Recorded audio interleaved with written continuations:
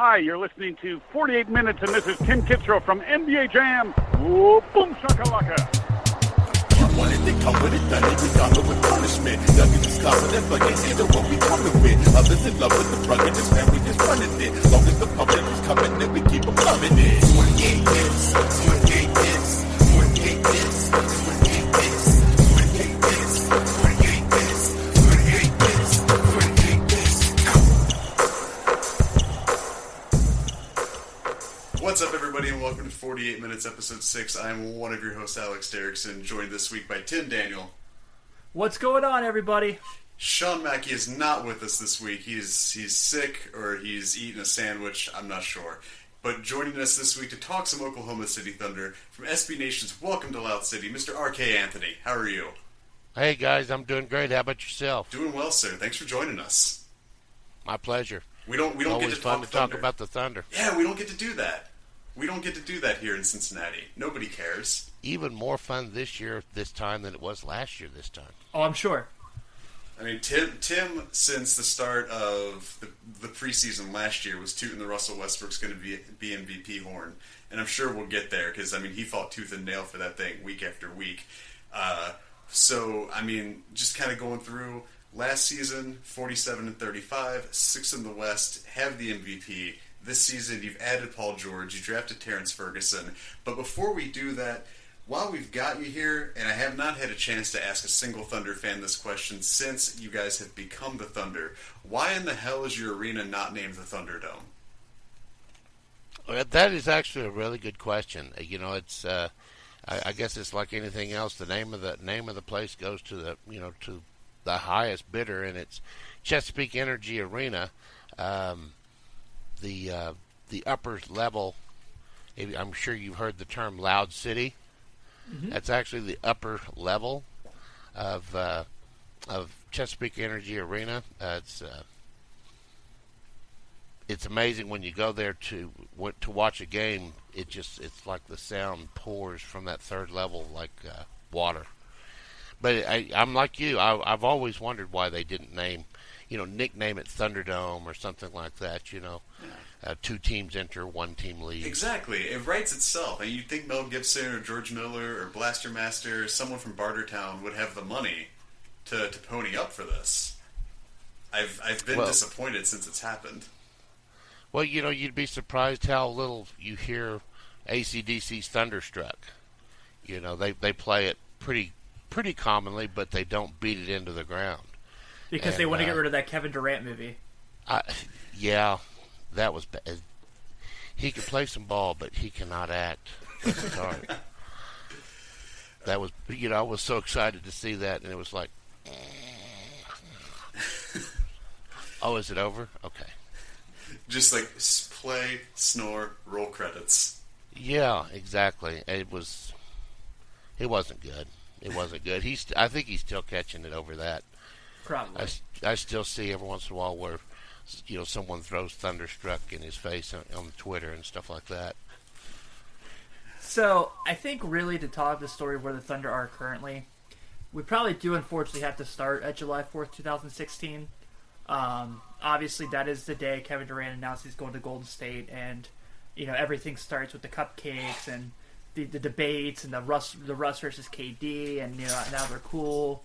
So take us back to at that moment, because we haven't really had that. Obviously, being where we just haven't had superstars to be fans of. But you guys are losing who's a top 3 player in the league at the time. As a Thunder fan, when you finally see that happening, what was that first reaction? What was that first feeling? Well, I guess for me, since I follow them so closely, writing for Welcome to Loud City and things, it wasn't totally a shock. There was actually yellow flags leading up to July 4th that had me concerned. First of which being a week into training camp, Kevin Durant puts his $1 million home up for sale for under market value. That to me kind of struck funny, and the excuse for it was that he needed revenue to finish renovating a luxury duplex that he had bought near downtown Oklahoma City, and that doesn't make sense. Not when you're making the kind of money that Kevin is, not only on the court but off the court as well. He didn't need money for that. I think there was something about Donovan's system that he didn't like right off the bat, and I think that's why he put the home up for sale. Personally, that's my thoughts. That's the only way I can explain it. I think there was something about Donovan's system that he didn't like. Primarily being that I think that in Donovan's system it was obvious pretty much from day one that it was guaranteed the ball was going through Kevin's hands on every single possession. And Kevin, I don't think, is really that type of player. I think that's why he's as happy as he is in Golden State to be one of the guys. Instead of being the guy all the time, Kevin just wants to be part of, a group and a team. And it was pretty obvious, I think, very early on that Billy Donovan wanted the ball to go through his hands as either, a shot maker or a facilitator. And I don't think he was totally comfortable with that. But that was the first yellow flag was his house going up for sale. Then different things along the season that it didn't seem like he was as comfortable with the system as, say, Russell was. Russell adapted to Donovan's new system very quickly. Donovan was very vocal about that fact, how quickly Russell adapted to it, how he had bought into the system and was almost like a coach on the floor, communicating, the things that he was talking about in practice. We never heard him say that once about Kevin. And then in March, excuse me, do you remember the interview that Kendrick Perkins did? Yes. The infamous "I can say but I can't say" comments about what Kevin's plans were, in the free agent period, and that was a red flag. And then just weeks after that interview, he actually sold the home that he put up for sale under market value for half its market value. And at that point, I was telling the managing editor at Welcome to Loud City, Houston, I think we've got a problem. This doesn't sound like a guy that's looking long term to stick around. You don't move $1 million property for half its value. If you're planning on sticking around, you ride it out until the value comes back. So that was kind of my first indication. A lot of people said, "No, you're crazy. Listen to what he's saying. He wants to retire from here. He wants to hang his jersey from the rafters. He wants to be like Dirk Nowitzki and Tim Duncan." And I'm like, yeah, that saying one thing and what you say and what you do are a lot of times, on different ships, and that's the feeling that I was getting. So, not to kind of bounce around the timeline, because we're obviously going to talk about the amazing year Russell Westbrook had and just how historic it was. So, we're now at this point where we are, and around the same time frame, around our time, about 9 o'clock our time, our phones blow up with the news that the Oklahoma City Thunder made out like bandits by getting star forward Paul George. Maybe not exactly the Kevin Durant, obviously, in the talent level, but still an amazing, amazing talent. What is kind of the fan site, even if it is just for a year, as a lot of people expect? What is the excitement like? What is the joy like for you, the Loud City fans, in regards to PG coming to town? Well, for me, it was, especially when I heard the terms of the deal, it was just a complete shock. Victor Oladipo's talented young player, but we were, most people in Oklahoma City and most pundits across the country felt like he was overpaid. Did not have the season that was expected to have last season. Promising young rookie, Domantas Sabonis, is all it takes to pick up a 4-time All-Star, perennial All-Star like Paul George, even if, like you said, it is for just a year. There were better offers on the table, we understood, and somehow or another, June 30th, you turn on the computer and you get the news that Paul George is suddenly with the Thunder. It was like a revival, almost. You go from, well, let's just see what these young guys can do, to, my gosh, we're right back in the thick of this. And there were a lot of talks, with that trade, how you said there were better offers on the table and everything. There's rumors, and I don't know how much like speculation of this is true or whatever, but that the Pacers GM was really just didn't want to keep him in the East, didn't want Paul George to stay in the East, and didn't want to trade him to any like former employer or anyone that's burned him. So do you think that that was maybe one of the reasons why that specific deal kind of went into play? Because it did seem on paper pretty one-sided. That was kind of my initial thoughts as well, is that he didn't want to take the risk of trading Paul George to a rival that he would have to deal with over the next, even just more than 1 year, but maybe even longer than that. I think that the trade yesterday between Boston and Cleveland really irked Indiana. that they had done, moved a guy like Paul George out for a little of nothing, and then look what Cleveland gets for Kyrie Irving. I thought Boston gave too much for him, and now again that's a guy that they still have to face there in the East. But I think that was kind of my thoughts as well, that they were willing to give up something that they they probably wanted, but to get Paul George out of the East, to take that way they only had to face him twice, only once at home. Where if he's in the East, they have to deal with that drama twice. I don't think that's something they wanted to deal with in Indiana. And then kind of going back to Tim's question too, I mean, granted, Durant leaves, Golden State wins the title, but at the end, Russ gets the MVP, which we will most certainly get to, and the Paul George trade. Have the wounds kind of like scabbed over, or have they healed, or were they like torn back open from the finals, and then this is healed? Like how are you feeling, and how are fans feeling, post Paul George trade? Well, most Oklahoma City fans honestly would rather just kind of move on. They really wanted to start moving on after he left. Just a few guys burn his jersey. We'll wait till he shows up. We're going to give him the cupcake treatment and then go on with our lives. A lot of the drama and this was ironic to me, that Kevin kept accusing the media of stirring the pot between he and Russell, but it was him going to Rolling Stones. It was him going to Sports Illustrated. It was him, sending out his comments through his inner circle about trying to explain the reasons why he left Oklahoma City. That just kept bringing it up, and like it wouldn't go away. And it did tend to escalate, right up until the Thunder signed Paul George, and at that point, it seemed to deflate it in Oklahoma City fans' minds, but not in the rest of the NBA fan base. They still think Oklahoma City's harboring, a lot of ill wills. I mean, if he didn't want to be in Oklahoma City, power to you. Just don't burn the house down on your way out. Sure.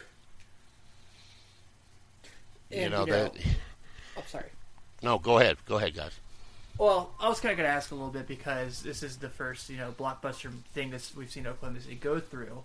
Also, it's brought up all the time. I'm sure you, as a huge Thunder fan, are sick of hearing about it, and I'll only have you guys talk a little bit about it, I promise. There's the James Harden scenario, too, where you had all three of those guys, and they were the top 3 MVP candidates for a long time before Kevin got hurt this year. And that's something where it seems to come up all the time. So for you, is that something where you're like, okay, we've been through this, I don't care anymore? And are you sick of kind of like all the major places kind of bringing it up continuously? Well, just to touch on the subject of the James Harden trade, there was a completely different financial dynamic within the Oklahoma City ownership at the time of the James Harden trade than there is today. At the time when when Presti made the trade with Houston with James Harden, a gentleman by the name of George Kaiser was not part of the Oklahoma City ownership group.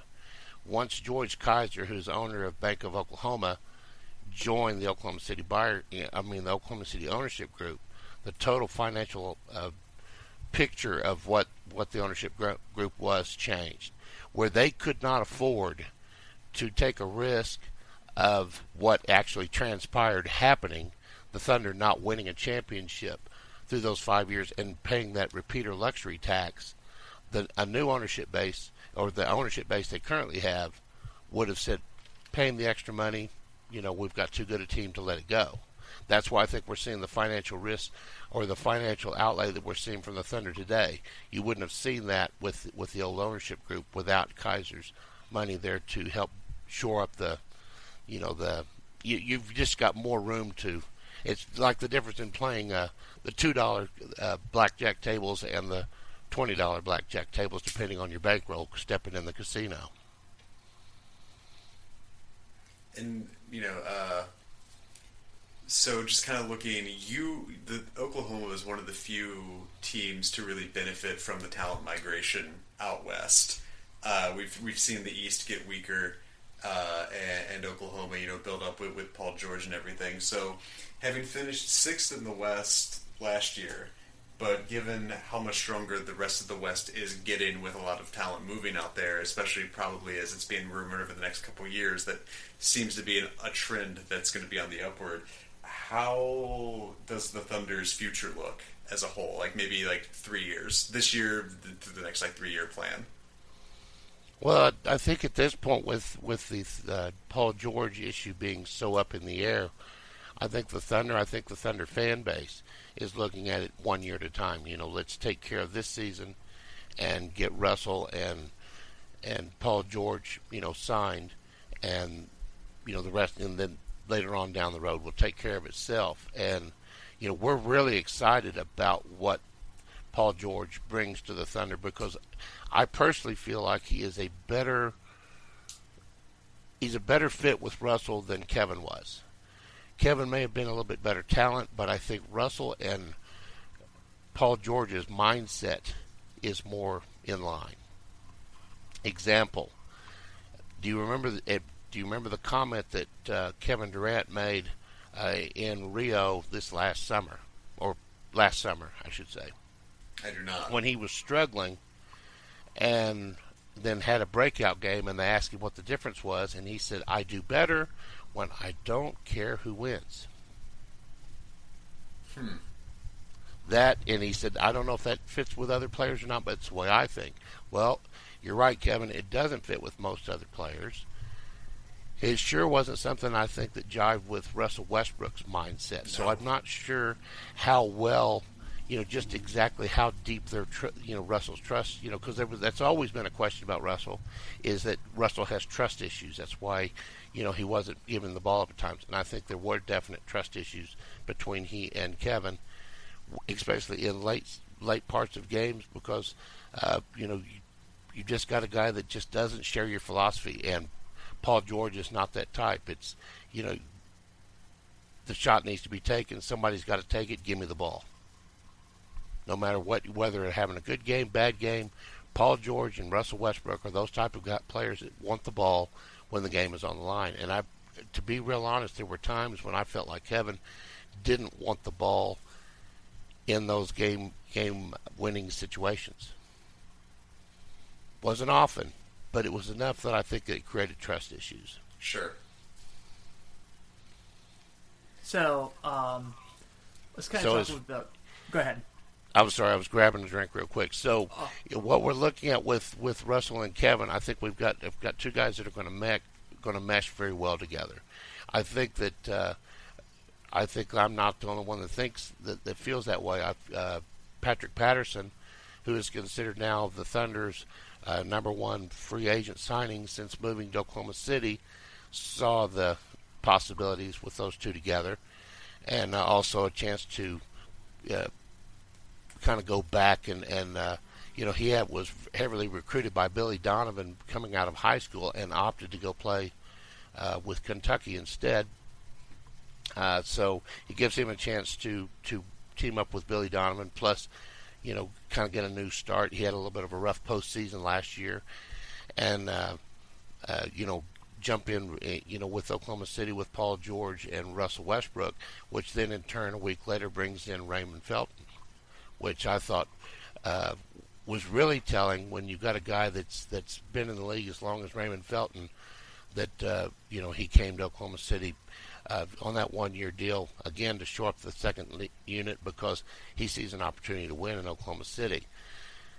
So what I'm kind of bringing this all down to is that I think that Oklahoma City is going to meet Paul George's expectations. He said more than once that whether he stays or leaves kind of depends on how this season goes. How if he can see some real possibilities moving forward with the Oklahoma City Thunder, and I think that he will. I don't think the Thunder are good enough to beat Golden State yet, but I think they're going to make it to the finals, and I can see them possibly winning a couple of games in the finals. I mean, in the Western Conference Finals. Right. And enough that I think that it's going to make Paul George look at the situation and say, hey, I'm in the league this far. We've got something that's going in the right direction. Do I really want to go somewhere else and start over and take a chance of having to build, be 2 or 3 years down the road versus maybe one piece away from being ready to win that ring? So who would you rather have come into this season, Patrick Patterson or Taj Gibson? That's a good question. That really is. Taj was fantastic last year. He had some limitations though. He wasn't the type of player though that could help spread the floor much. He definitely had a limited shooting range. I think they bring a lot of the same things on the defensive end, but I think Patrick Patterson brings more on the offensive end. So I think I'm going to have to go with Patrick Patterson on that question, because of his his ability to catch and shoot. When he's on, he can definitely spread the floor.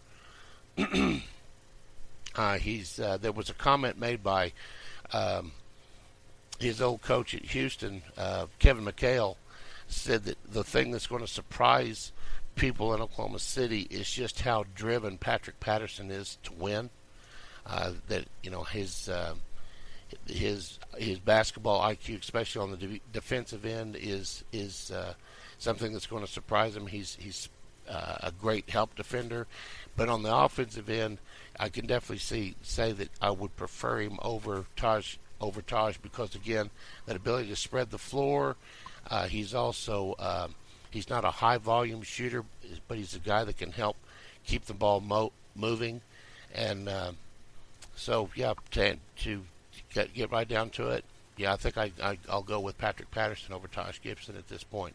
Age-wise, the shooting ability, the two-way skill level that Patrick Patterson brings. The Toronto Raptors were a much different team when Patrick Patterson played than when he didn't last year. I don't have the numbers right in front of me, but it's a pretty drastic drop-off. With the Toronto Raptors win-loss when Patrick Patterson was not in the lineup.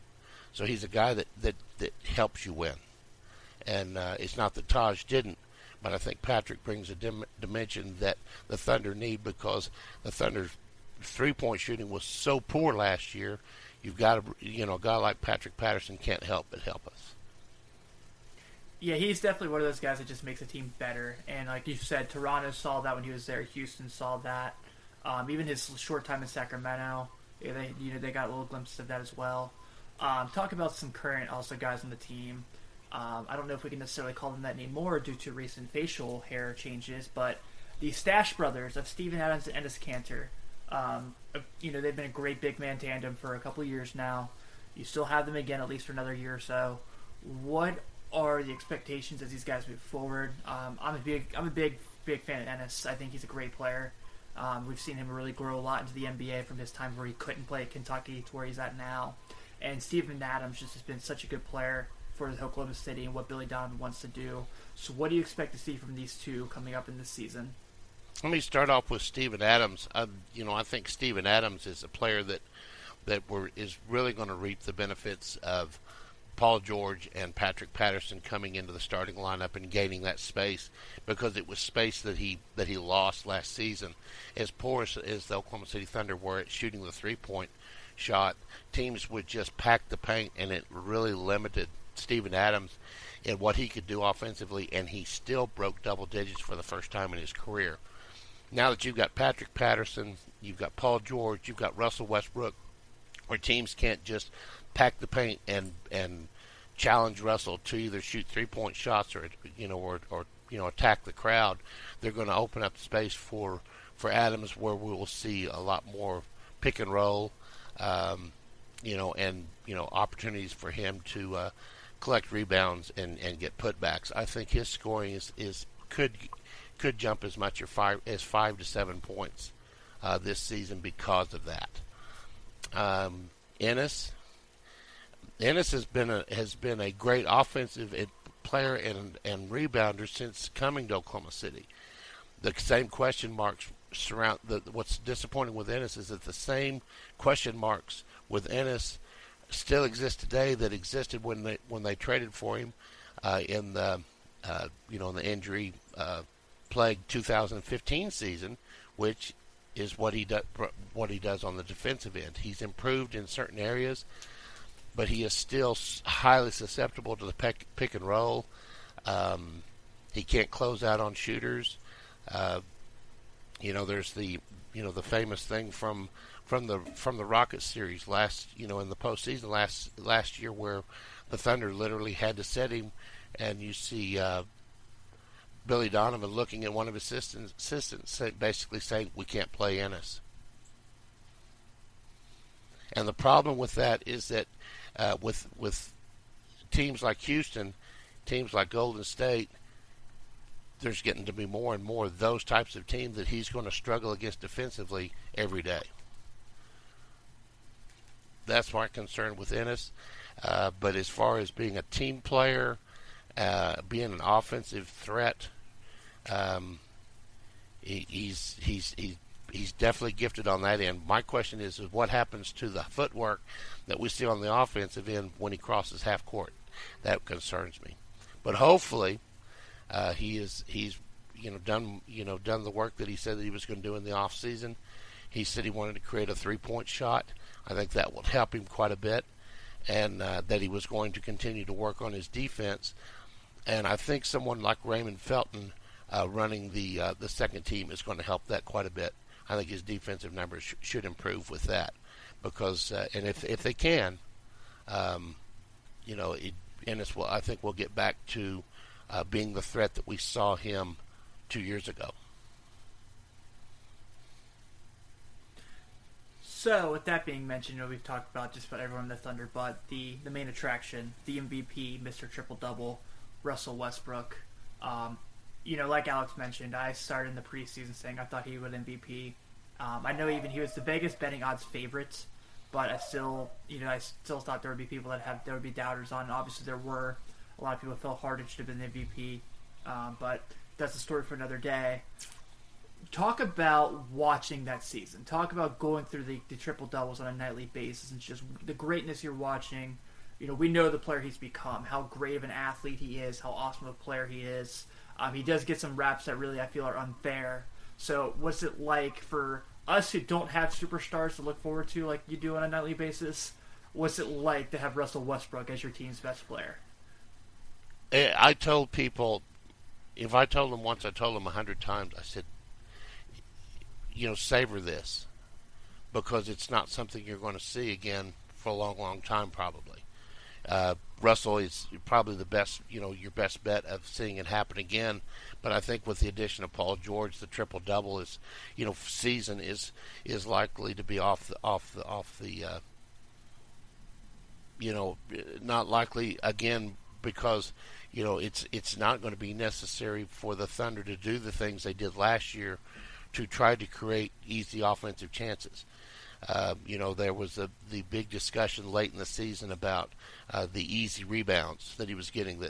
That's why he's getting the triple doubles, because they're just giving him the rebounds. Well, that was for a reason. If you've ever watched Russell, once he gets the rebound,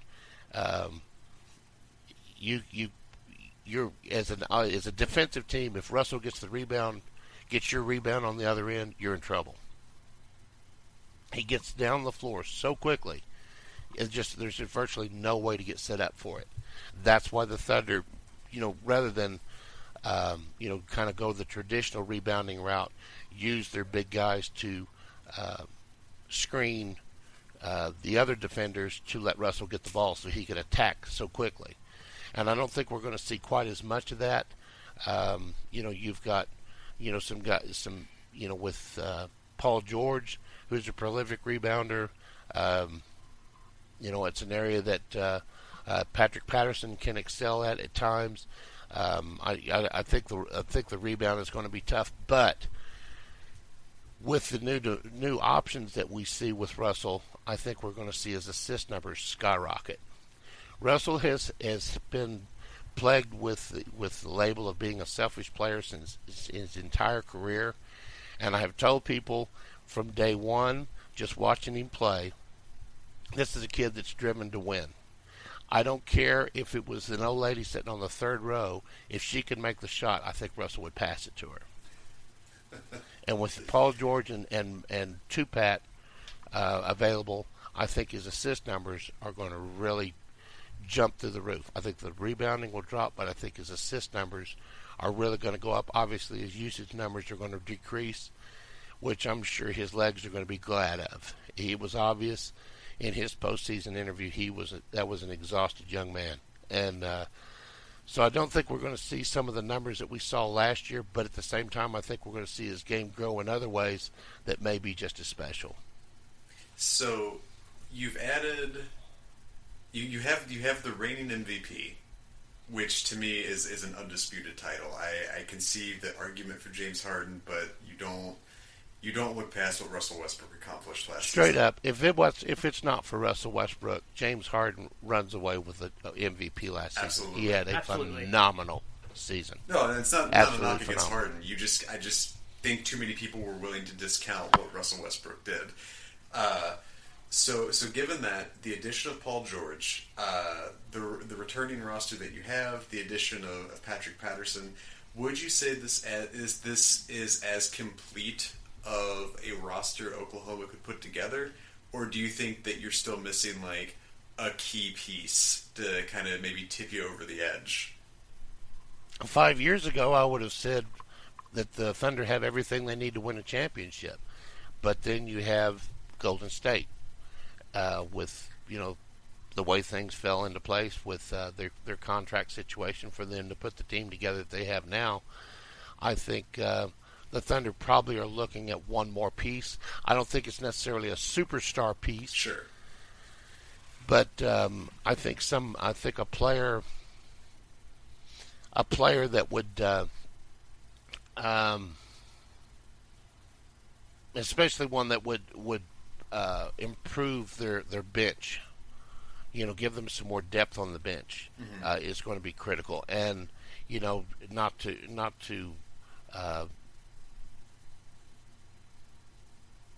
to ignore something. There's a couple of young players that the Thunder have on their roster right now, especially a young Spaniard named Alex Abrines, that could very well be that next piece coming up. His numbers weren't exceptional last year, but a lot of it had to do with a very slow start. But as the season progressed, Alex Abrines was putting together some solid numbers from beyond the arc. His defense was improving steadily. He began to understand how to use his length to cover passing lanes and things like that.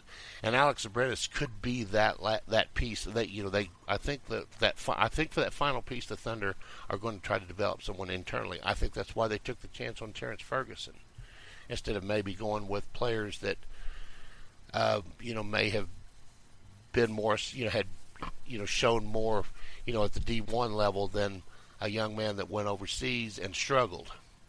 But Terrence Ferguson has the potential for such a high upside. I think that's the direction that the Thunder are going. I think they're hoping to keep the guys that they've got now. I don't know exactly where Raymond Felton may fit into the scheme on down the road, but hopefully Paul George, Russell Westbrook, Patrick Patterson, Steven Adams, keep that primary core intact, and then develop that last piece internally. And I think they've got the potential with Alex Abrines and Terrence Ferguson of possibly having that happen. Well, Okay, it's been a blast to have you to talk some Thunder. And before we wrap up, and before I give you the floor to promote everything, it is time for the segment of our season previews that I call Fan Wagon. Because Tim, Sean, who is absent, and myself have been Bulls fans through and through for a very long time. I have a very soft spot in my heart for Taj Gibson. That's why I wanted to kind of get your opinion on him. However, Taj was outstanding. I miss him so much. He was great guy on and off the court. Just a class individual. He was a real pleasure to have at the Thunder. I hated to see him go. And like I said, I had to really put some thought in that question that you posed earlier. So, Gar Forman and John Paxson hate us. And John Paxson and who? Gar Forman. The co-GM of the Bulls. Oh, okay. With the wrinkly mole face, as I describe it. They hate us. They personally, in a personal vendetta, have made us turn in our fan cards and rendered us men without countries, as it were. NBA agnostics, as I've also described it. So you've done a hell of a great job already, but why should we root for the Thunder this NBA season? Gosh, I think that's maybe the easiest question you've thrown at me yet. The Thunder are going to be as an exciting a team to watch this year as you're going to find in the NBA. Russell is still Russell. He is still going to be, attacking, the trees with abandon. I think Steven Adams is going to have a very, very fun season. And the one area that we didn't speak about with the Thunder is kind of Sam Presti's overall attack towards the Golden State Warriors was not only going at them from the offensive end, but also the defensive end and also the depth perspective. From a depth perspective, and the Thunder are going to be fun to watch. I think Raymond Felton is going to be one of those type of players that he's liable to be standing toe to toe with DeMarcus Cousins at any given moment. He's just that fiery, even at 12 after 12 years in the league. They're going to be a fun team to watch. They're going to score a lot of points, and I think before it's all said and done, the Thunder are going to be a top 5 defensive team as well. And so if you enjoy defense, which if you were a Taj Gibson fan, I would say that you probably are, the Thunder are going to be especially good on the defensive end as well. Well, RK, thank you for joining us this week for our Oklahoma City Thunder preview. The floor is yours. Where can the people of space and Earth find you on the internet? Well, you can find old RK on, writing his weekly, sometimes twice weekly articles on SB Nation's Welcome to Loud City. And once the season starts, I'll do a pregame, halftime, and sometimes postgame show, depending on what time Milk and Cookie Time is during the season, and where we have a lot of fun. And I'm hoping this season to add more guests and hopefully up my cyber chops a little bit so that it looks a little more professional, and maybe learn how to do a backdrop or something, but green screen maybe. Absolutely. And that's where you can find me, and excited to have been on the show today, guys. I wish you all the luck, and only thing I need to know now is where to embed this podcast at Welcome to Loud City so we can help promote your show.